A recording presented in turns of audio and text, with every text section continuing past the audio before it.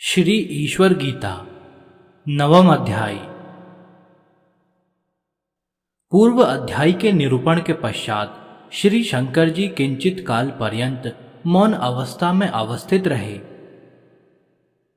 इतने में ऋषियों ने पूछा, भगवान निष्कल अर्थात अंश रहित, निर्मल, नित्य, क्रिया रहित परमेश्वर का स्वरूप आपने बताया।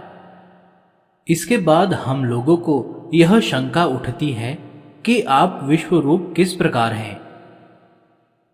ऋषियों के इस प्रश्न को सुनकर भूत भावन भगवान भावगर्भित वाणी से बोले, हे ब्राह्मणों, मैं विश्व नहीं हूं, न विश्व ही मेरे बिना रह सकता है। यह विश्व माया निमित्तिक है और माया मेरे आश्रित रहते हुए आत्मा में विभिन्न रूप से रहती है। यह माया शक्ति आदि अंत रहित स्थूल जगत को उत्पन्न करने वाली है।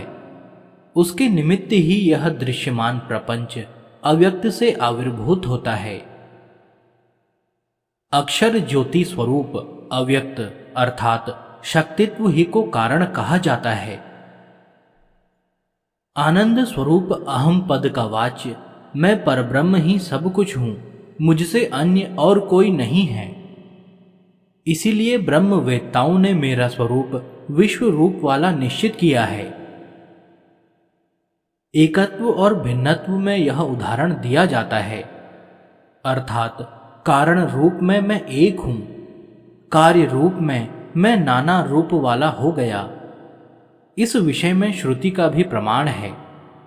श्रुति इस प्रकार है, वायु के समान एक होता हुआ नाना प्रकार के वस्तुओं के साथ नाना रूप वाला प्रतीत हो रहा है। इसी प्रकार आत्मा भी एक होता हुआ नाना रूप वाला हो रहा है। हे ब्राह्मणों, मैं ही परब्रह्म परमात्मा सनातन हूं।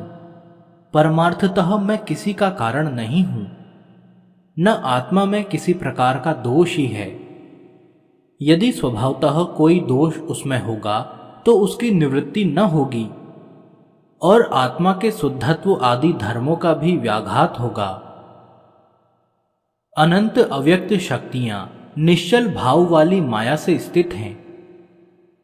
द्योतनात्मक दिव्य लोक में इन शक्तियों से अभिन्न स्थित नित्य अव्यक्त केवल परमात्मा प्रकाशित हो रहा है। एक माया से युक्त आदि अंत रहित अव्यक्त सनातन ब्रह्म अभिन्न अर्थात अद्वैत होता हुआ भी भिन्न रूप से व्यवहृत होता है। जैसे पुरुष का सामर्थ्य उससे भिन्न कहा जाता है परंतु वास्तव में अभिन्न है, वैसे ही ब्रह्म भी है। वह ब्रह्म अनादि होता हुआ भी मध्य काल में स्थित जगत को अपनी विद्या शक्ति से व्यापारवान करता रहता है अथवा अविद्या या माया से समस्त कार्यों का संचालन करता रहता है।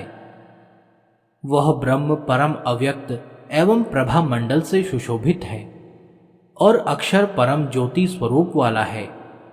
उसे ही विद्वान विष्णु का परम पद कहते हैं।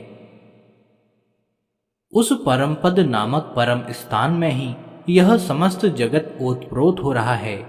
जैसे वस्त्रों में तंतु, तंतु से पृथक रूप में वस्त्र कोई वस्तु नहीं है, इसी प्रकार यह जगत भी ब्रह्म रूपात्मक है। उसे जानकर मनुष्य संसार बंधन से मुक्त हो जाता है। जहां पर वाणी न जाकर मन के साथ लौट आती है, ऐसे ब्रह्म के आनंद को जानता हुआ विद्वान किसी से भयभीत नहीं होता।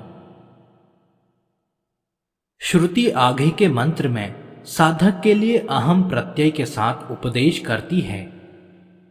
तम से परे आदित्य वर्ण वाले महान आत्मा को मैं जानता हूं। ऐसे आत्मा को जानकर पुरुष मुक्त हो जाता है और ब्रह्मीभूत विद्वान नित्य आनंदी हो जाता है। इस तत्व से परे और कोई भी तत्व नहीं है जो प्रकाशात्मक दिव्य लोक स्थित एवं ज्योतियों की ज्योति है। उसे ही आत्म रूप जानता हुआ विद्वान ब्रह्मभूत होता हुआ आत्म आनंद वाला हो जाता है। यद्यपि मैं पूर्वोक्त लक्षण से लक्षित हूं, तो भी प्रपंच का विनाशक गूढ़ स्वरूप वाला ब्रह्मानंद, अमृत एवं विश्व धामात्मक हूं, ऐसा ब्रह्मनिष्ठ ब्राह्मणगण प्रतिपादन करते हैं। जहां पर जाकर जीव पुनः संसार में नहीं लौटता है, परम आकाश तत्व एवं हिरणमयी स्वरूप वाले दिव्य लोक में वह तेज स्वतः प्रकाशित हो रहा है। उसी विमल आकाश की तरह व्यापक परम तेज को धीर लोग विज्ञान के द्वारा जानते हैं। नाम रूपात्मक जगत से परे धीर लोग आत्मा में ही आत्मा की साक्षात अनुभूति कर उसे सर्वदा देखते रहते हैं। वह भगवान स्वयं प्रभाव वाला, परमेष्ठी, महान, ब्रह्म आनंदी, ईश आदि संज्ञाओं से कहा जाता है। एक ही देव सब भूतों में छिपा हुआ सर्वव्यापी और समस्त भूतों का अंतरात्मा है। उसे जो धीर जन देख लेते हैं, उन्हीं को वास्तविक शांति मिलती है, अन्य लोगों को नहीं। वह परमात्मा सर्वमुख शिर ग्रीवा वाला है तथा समस्त भूतों की बुद्धि रूपी गुहा में स्थित है।